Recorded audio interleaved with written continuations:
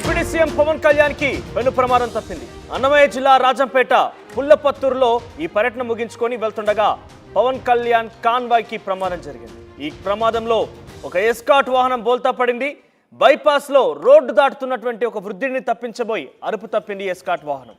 Control తప్పి బోల్తా పడినటువంటి ఆ పోలీస్ వాహనాన్ని చూసి వెనుకే పవన్ కళ్యాణ్ వాహనం కూడా ఉంది. ఆ పోలీస్ వాహనం వెనకాలే ఒక వృద్ధుడిని తప్పించబోయి ఆ వాహనం బోల్తా పడింది. దాని వెనకే పవన్ కళ్యాణ్ వాహనం కూడా ఉంది. దీంతో ఆయనకి కొంత ప్రమాదం తప్పినట్టుగా కనబడుతోంది. ఎటువంటి సంఘటన కూడా జరగలేదు, ఎటువంటి పెద్ద ప్రమాదం అయితే జరగలేదు. కానీ అక్కడ ఎస్కాట్ వాహనం అయితే బోల్తా పడింది.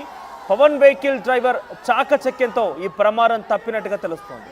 ముందు వాహనం బోల్తాతో రిజర్వ్ ఇన్స్పెక్టర్కు, మహిళా కానిస్టేబుల్ డ్రైవర్ కూడా స్వల్ప గాయాలయ్యాయి. ఎస్కాట్ వాహనం బోల్తా కొట్టడంతో దాంట్లో ఉన్నటువంటి ఒక ఇన్స్పెక్టర్, మహిళా కానిస్టేబుల్ డ్రైవర్కి అయితే స్వల్ప గాయాలైనట్టు తెలుస్తోంది. రోడ్డు దాటుతున్న సమయంలో ఒక వృద్ధుడు రోడ్డు దాటుతున్న సమయంలో ఆయన్ని తప్పించబోయి ఈ వాహనం బోల్తా పడినట్టు తెలుస్తోంది. వెంటనే ఈ వాహనం వెనకాలే పవన్ కళ్యాణ్ ప్రయాణిస్తున్న కారు కూడా ఉంది. దీంతో ఆ వాహనానికి సంబంధించి పవన్ కళ్యాణ్ ప్రయాణిస్తున్న వాహనానికి సంబంధించిన డ్రైవర్ చాకచక్యంతోనే ఒక ప్రమాదం తప్పింది. లేదంటే ఆ వాహనం కూడా ముందుగా వెళ్తున్నటువంటి ఎస్కాట్ వాహనాన్ని ఢీకొనే అవకాశం ఉండేది. ప్రస్తుతానికి ఆయన ఒక పర్యటన ముగించుకొని తిరిగి వస్తుండగా ఈ ఘటన చోటు చేసుకుంది. దీంతో ఒక్కసారిగా అందరూ కూడా భయాందోళనకు గురయ్యారు. పవన్ కళ్యాణ్ ఎస్కాట్ వాహనం బోల్తా పడింది, పవన్ కళ్యాణ్కి పెను ప్రమాదం తప్పిందని ఒక వార్త వినంగానే జన సైనికులు కొంత ఆందోళన చెందారు. అన్నమయ్య జిల్లా రాజంపేటలోని పుల్లపత్తూరులోని ఒక పర్యటన ముగించుకొని తిరిగి వస్తుండగా ఈ ఘటన చోటు చేసుకుంది. మా ప్రతినిధి కిషోర్ దగ్గరికి వెళ్దాం. కిషోర్, అసలు ఏం జరిగింది? ఆయన ఎటువంటి పర్యటన ముగించుకొని వస్తున్నారో ఆ సమయంలో అక్కడ ఫుట్పాత్ అంటే జీబ్రా క్రాసింగ్ ఏదైనా ఉండేనా? వృద్ధుడు హైవే పై నుంచి దాటుతున్నాడా? జీబ్రా క్రాసింగ్ ఉందా? అసలు ఏం జరిగింది?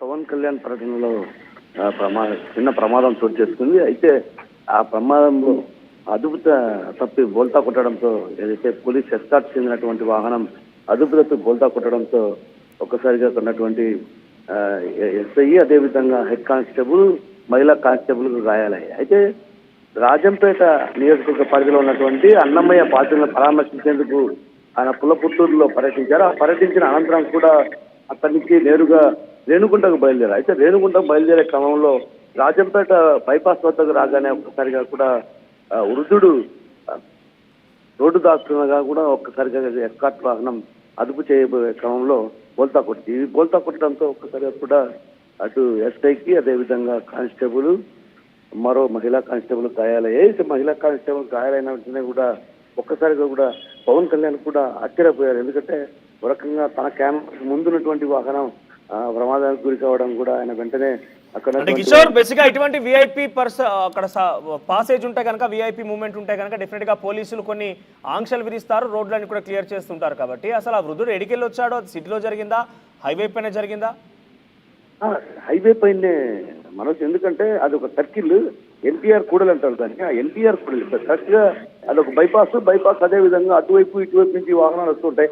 వాహనాలను కట్టడి చేశారు. కానీ ఈ వృద్ధుడు ఉన్న ఫలంగా ఒక్కసారిగా దొరకడంతో అటు తప్పించబోయే క్రమంలో కూడా ఒక్కసారిగా కూడా ఇది బోల్తా పోతుంది. అయితే ప్రమాదానికి అసలు వృద్ధుడు అటువైపు దాచుకోవాల్సిన పోలీసులు అక్కడ ఉన్నప్పటికీ కూడా, అంటే వృద్ధుడు కాబట్టి త్వరగా దాచుకుంటాడేమో అన్నటువంటి భావనతో పోలీసులు వదిలేసినట్టునేమో కానీ మొత్తానికైతే మాత్రం భారీ స్థాయిలో క్యాన్వాయ్ అంతా బయలుదేరినప్పటికీ కూడా ఆ వృద్ధుడు దాటుకునే క్రమంలో ఎస్కాట్ వాహనం ఒక్కసారిగా అతన్ని తప్పించబోయే క్రమంలో బోల్తా కొట్టింది. అయితే ఈ సంఘటన జరిగిన వెంటనే కూడా జన సైనికుల్లో కూడా ఒక రకంగా భయాందోళనకు గురయ్యారు. ఎందుకంటే పవన్ కళ్యాణ్కి ఏమైనా అయ్యిందేమో అన్నటువంటి భావన, ఆదుర్దాత కనిపించింది. అయితే ఆ తర్వాత ముందుగా ఏదైతే క్యాన్వాయ్ వాహనం బోల్తా కొట్టిందని తెలుసుకున్న తర్వాత అభిమానులు కూడా కొంత ఇది అయింది. అయితే మొత్తం మీద చూస్తున్నా మాత్రం విఐపీలు పర్యటించే సమయంలో మాత్రం ఖచ్చితంగా అక్కడ ఉన్నటువంటి పోలీసులు నిర్వహిస్తూ ఉంటారు. అయితే వృద్ధులు కదా అన్నటువంటి భావనతో అక్కడ ఉన్నటువంటి వాళ్ళు కొంచెం వదిలిపెట్టడంతో ఈ ప్రమాదం ఉంది. అయితే ఆయన ఏదైతే రాజంపేట పుల్లపత్తూరు పర్యటనలో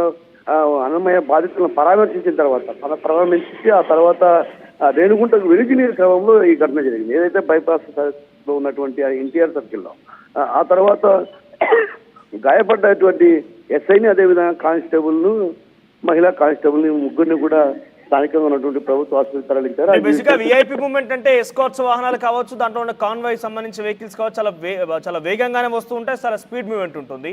సో ఈ నేపథ్యంలో ఎటువంటి గాయాలయ్యే వారికి అంత స్పీడ్ మూవ్మెంట్లో కంట్రోల్ చేయడం అంటే డెఫినెట్గా అదొక చాకచక్యం సమయస్ఫూర్తి అని చెప్పొచ్చు. సో ఎటువంటి గాయాలయ్యాయి, ప్రస్తుతం వారి పరిస్థితి ఏ రకంగా ఉంది? మనోజ్, ఎందుకంటే అది ఒక క్రాసింగ్ అనుకోవచ్చు, ఒక రకంగా సర్కిల్, అది ఎన్టీఆర్ సర్కిల్ కాబట్టి కొంచెం వేగం తక్కువగానే పోతూ ఉంటారు.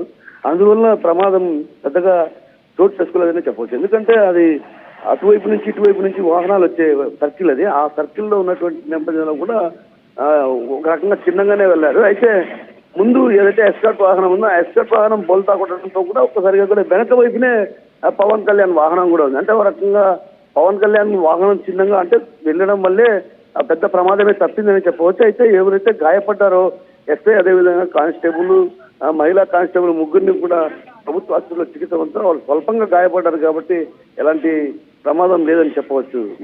రైట్, అంటే పోలీస్ వాహనం అంత వేగంగా వచ్చినప్పటికీ తప్పించబోయి బోల్తా పడినప్పటికీ కొన్ని గాయాలతో మాత్రం బయటపడినట్టే వాళ్ళు సీట్ బెల్ట్ పెట్టుకొని ఉంటారు బహుశా.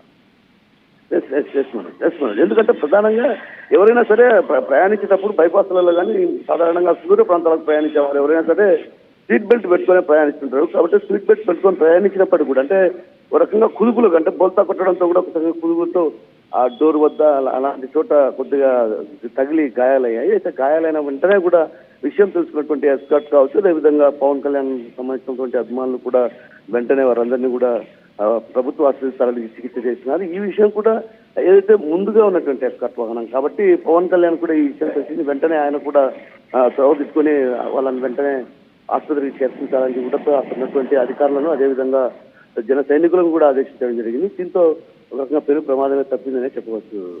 Right, thank you Kishore.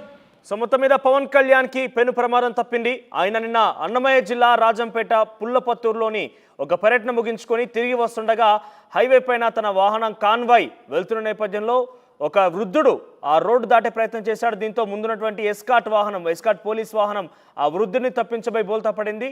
ఆ బోల్తా పడినటువంటి కారు వెనకాలే పవన్ కళ్యాణ్ ప్రయాణిస్తున్న కారు కూడా ఉంది. అయితే బోల్తా పడినటువంటి కారులో ఉన్నటువంటి ఎస్ఐ, ఒక కానిస్టేబుల్, డ్రైవర్, మహిళా కానిస్టేబుల్తో పాటుగా కొందరు కారులో ప్రయాణిస్తున్న వారు గాయాలైతే అయ్యాయి.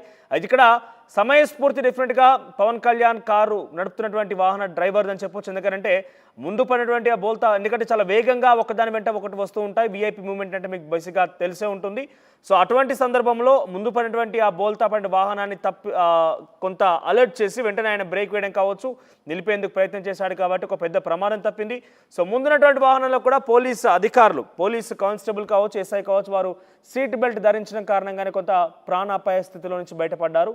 లేదంటే కొంత ప్రమాదం ఎక్కువగానే సంభవించి ఉండేది. ఎందుకంటే కుదుపులు బోల్తా పడిందని డెఫినెట్గా ఒక కుదిపేస్తుంది, వాహనానికి చాలా కొన్ని మేజర్ డ్యామేజెస్ కూడా అయ్యాయి. సో ఆ సిచ్యువేషన్లో డెఫినెట్గా అలర్ట్గా ఉన్నారు వాళ్ళు, కొంత సేఫ్టీ మెజర్స్ పాటించారు కాబట్టి ఇటువంటి సిచ్యువేషన్ నుంచి బయటపడగలిగారు. సో బేసిక్గా ఎవరైనా కూడా కారు ప్రయాణం చేసేవంటి వారు కావచ్చు, ఎవరైనా కూడా ముఖ్యంగా మీరు సీట్ బెల్ట్ ధరించడం అంటే కొంత ఇబ్బందికరంగా ఫీల్ అవుతూ ఉంటారు. కేవలం ఎవరో ఫైన్ వేస్తారనో పోలీసులు ఆపుతారనే కాకుండా మీ రక్షణ కోసం మీరే సీట్ బెల్ట్ ధరించాల్సి ఉంటుంది. ఇక్కడ డెఫినెట్గా మనం ప్రమాదానికి సంబంధించి పవన్ కళ్యాణ్ ప్రమాదం నుంచి బయటపడడం ఒక్కటే అంశం కాకుండా మన సేఫ్టీ మెజర్స్ సంబంధించిన అంశం కూడా చూసుకోవాలి. నేషనల్ హైవే ఓఆర్ఆర్పై ప్రయాణిస్తున్న వారు చాలా దాని వెంట చాలా వేగంగా కార్లు దూసుకెళ్తూ ఉంటాయి. కానీ చాలామంది కూడా అలసత్వం వహించి, నిర్లక్ష్యం వహించి సీట్ బెల్ట్ పెట్టుకోరు. సీట్ బెల్ట్ పెట్టుకుంటే ఎంత ప్రమాదమైనా కూడా కొంత కంట్రోల్ ఉండే అవకాశం ఉన్నదానికి ఇదొక ఉదాహరణగా చెప్పొచ్చు. సో పవన్ కళ్యాణ్కి సంబంధించి కాన్వేలో ఉన్నటువంటి ఒక వాహనం బోల్తా పడడంతో అందరూ ఆందోళన కలిగించింది. ముఖ్యంగా జనసేన నాయకులే చాలా ఆందోళనకరంగా ఉన్నారు. ఎందుకంటే ఏం జరిగి ఉంటుందో అంటూ కొంత సస్పెన్స్గా నెలకొన్నప్పటికీ ఎటకేలకు విషయం అయితే బయటకు వచ్చింది. పవన్ కళ్యాణ్కి ఎటువంటి ప్రమాదం జరగలేదు. ముందున్నటువంటి ఆ కాన్వేలోని ఎస్కాట్ పోలీస్ వాహనం మాత్రం బోల్తా పడింది.